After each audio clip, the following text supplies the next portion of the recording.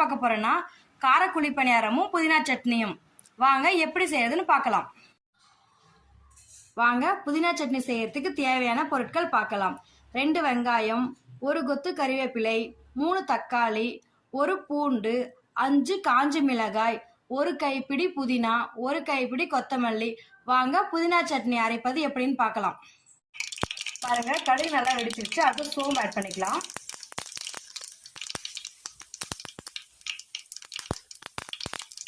அடுத்து காஞ்ச மிளகாய், கறிவேப்பிலை நல்லா வெடிச்சு வந்ததுக்கு அப்புறமா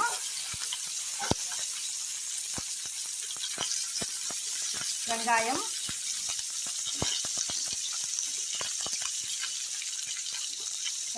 பூண்டு இதெல்லாம் ஆட் பண்ணிட்டு வதக்கி விட்டுக்கோங்க.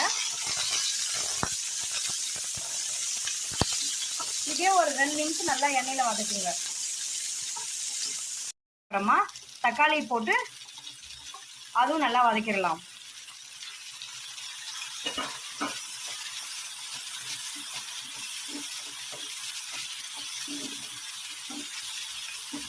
தேவையான அளவு உப்பு,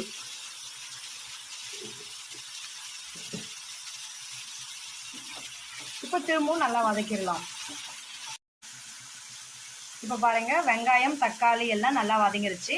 இப்போ வந்து நம்ம புதினாவும் கொத்தமல்லியும் போட்டுக்கலாம். இதை போட்டு நல்லா அப்படியே ஒரு 5 நிமிஷம் நல்லா வதக்கிடலாம்.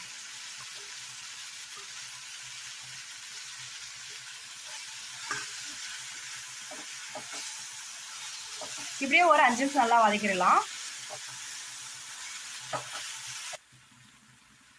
இப்போ பாருங்க, நல்லா வதங்கிருச்சு. தக்காளி குறைச்சிட்டு புளி போட்டுக்கோங்க. இப்போ பாருங்க, நல்லா வதங்கிருச்சு. ஒரு 5 நிமிஷம் ஆற வச்சுட்டு அப்புறமா மிக்சியில் போட்டு அரைச்சிக்கலாம். இப்போ பாருங்க, புதினா சட்னி ரெடி ஆயிடுச்சு. வாங்க காரக்குழி பணியாரம் செய்யறதுக்கு தேவையான பொருட்கள் பார்க்கலாம். 1 கப் மாவு, 1 பச்சை மிளகாய், கொஞ்சம் கறிவேப்பிலை கொத்தமல்லி, 2 வெங்காயம், 2 ஸ்பூன் கடலைப்பருப்பு, 1 ஸ்பூன் சீரகம் பருப்பு, 1 ஸ்பூன் கடுகு. வாங்க காரக்குழி பணியாரம் செய்யறது எப்படின்னு பார்க்கலாம். பாருங்க, பேன் சூடானதுக்கு அப்புறமா 2 ஸ்பூன் எண்ணெய் ஊத்திருக்கேன். இப்ப எண்ணெய் நல்லா சூடானதுக்கு அப்புறமா கடுகு, கடலைப்பருப்பு, சீரகம் எல்லாமே ஆட் பண்ணிடலாம். பொரிஞ்சு வரட்டும்.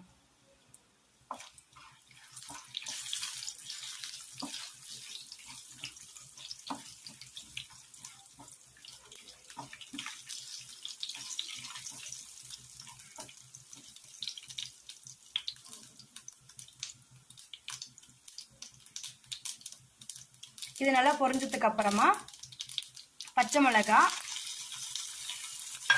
போட்டு கொஞ்சம் பொரிட்டோம். கொஞ்சம் பொரிஞ்சதுக்கு அப்புறமா வந்து வெங்காயம் ஆட் பண்ணிக்கலாம்.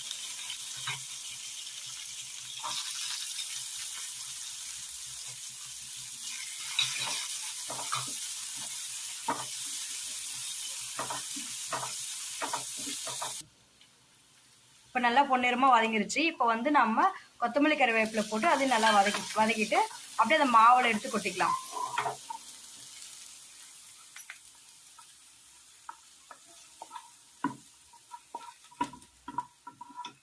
நீங்க உங்க வீட்டுல வந்து எந்த கப் இருக்கோ அந்த கப்ல தோசை மாவு எடுத்துக்கோங்க. இப்ப பணியாரக்கல் அடுப்புல வச்சு கல் சூடானதுக்கு அப்புறமா எண்ணெய் ஊத்திக்கலாம் எல்லாத்துலயும்.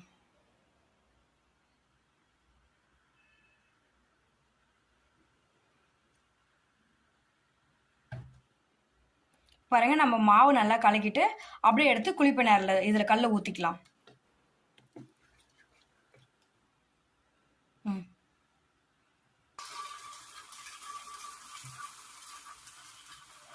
பாருங்க, ஊத்தும் போது நல்லா சவுண்ட் வரணும்.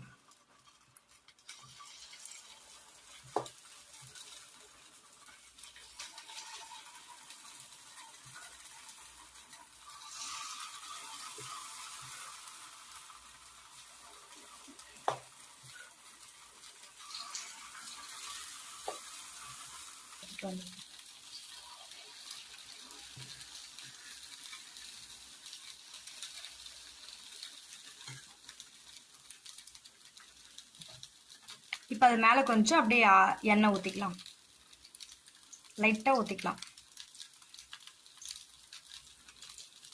இப்படியே ஒரு 2 நிமிஷம் இருக்கட்டும். இப்போ பாருங்கள் 2 நிமிஷம் கழிச்சு பார்க்குறேங்க. இப்போ வந்து நல்லா வெந்துருச்சு. ஒரு பக்கம் வெந்துருச்சு, இன்னொரு பக்கம் அப்படியே திருப்பி விட்டுக்கலாம்.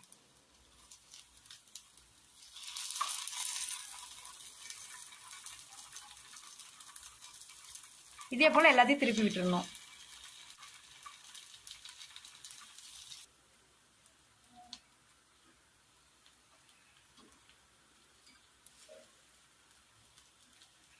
இப்போ திரும்ப 2 நிமிஷம் அப்படியே இருக்கட்டும்.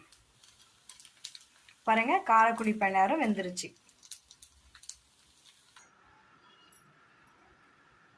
இப்போ பாருங்க புதினா சட்னியும் காரக்குழி பணியாரமும் ரெடி ஆயிடுச்சு. வாங்க சாப்பிடலாம்.